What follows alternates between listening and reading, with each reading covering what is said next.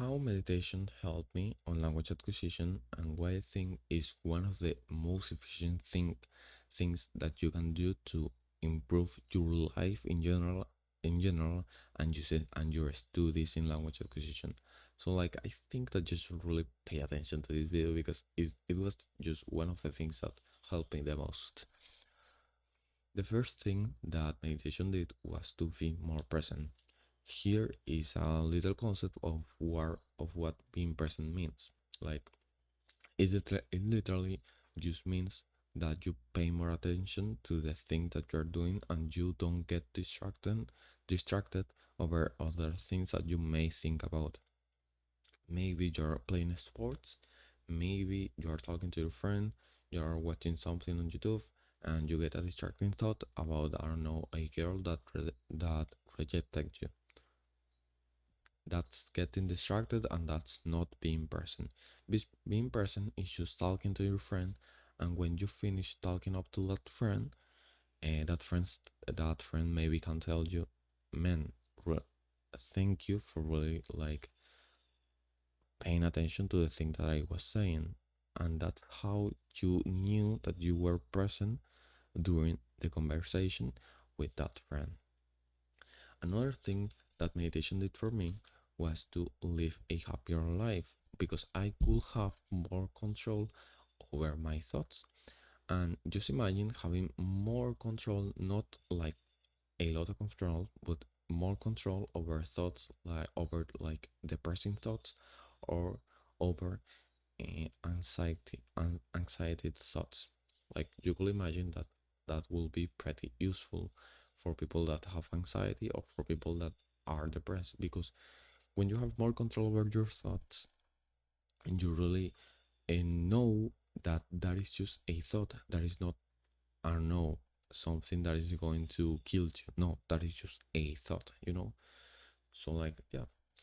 And as a rule of thumb, I would recommend you to give meditation this approach if you want to start meditating, which is that if you are less present, you are less happy. That is just a rule of thumb that I think really applies to your life or to every life, almost every life in general. I don't know a person which, if they don't meditate, they feel happier. Like maybe a monk that was, I don't know, maybe that monk was forced to meditate, and that's why they don't like meditating. I don't know.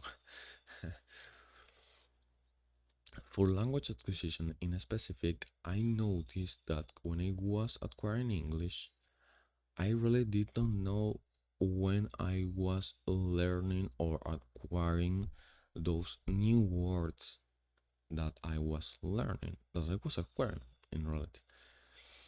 I really did not know when that was happening. And through the years of learning English, like on my second year, I noticed when it really happens that you learn the word, you know?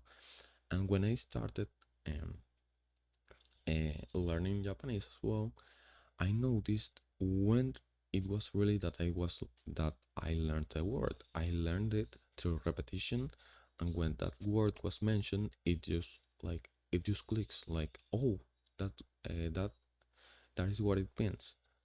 Because and I can really pay attention to when that happens because I'm just being present. And when you're present, you are just more efficient because you are just paying attention to that one thing, which is probably learning languages or talking to your friend or playing sports. So that's why I think that probably almost every athlete meditates, or at least do things like meditations, visualizations. And almost every person that lives a happier life probably meditates. So, like, that's why and I think that meditating is one of the best things, honestly. But there are some things which you need to know, and which is like what meditation is. Meditation is just focusing on one thing over a period of time, and when you get a distracting thought, you go over to that thing. Here's an example. If you focus on your breath, maybe you get a distracting thought and you start thinking about a hot girl. And when you pick up that you are thinking about that hot girl, you go over to your breath. So that's the cycle.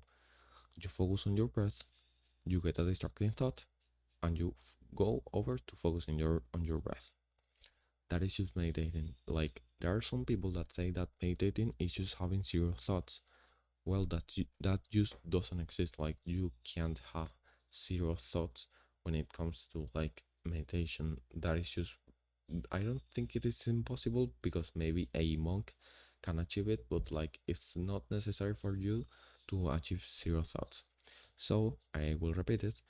The cycle is just focusing on your breath or focusing on whatever thing that you want. Maybe I don't know, it is a glass of water. Maybe it is focusing on on the screen of your computer.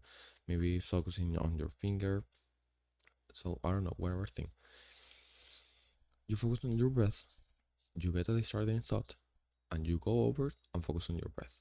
And how I did it was I went to this application which is called Medito, and it's totally free. You go and set a top timer like on the first day, maybe today, maybe right now, for like 2 minutes or for like 1 minute, and that's it. And you start focusing on your breath for 1 minute or for 2 minutes, and that's it. And you want to scale that meditation up to like I don't know 20 minutes because on the first days it's going to be pretty difficult, so I recommend to just do I don't know 1 minute, 2 minutes. And when you have finished like 10 days doing 1 minute, maybe then scale up to 2 minutes. So that's kind of it. You can use guided meditations or solo meditations on this application. I will recommend to use um, guided meditations first because that's how you will know the process on how to do meditations that solo, like which are not guided. So like I will recommend to do first guided meditations and then do meditations with a timer in whatever application. So uh, I explain all of this in more detail in my product. So like if you want to know about more about that, I think that you should watch the description. Thank you.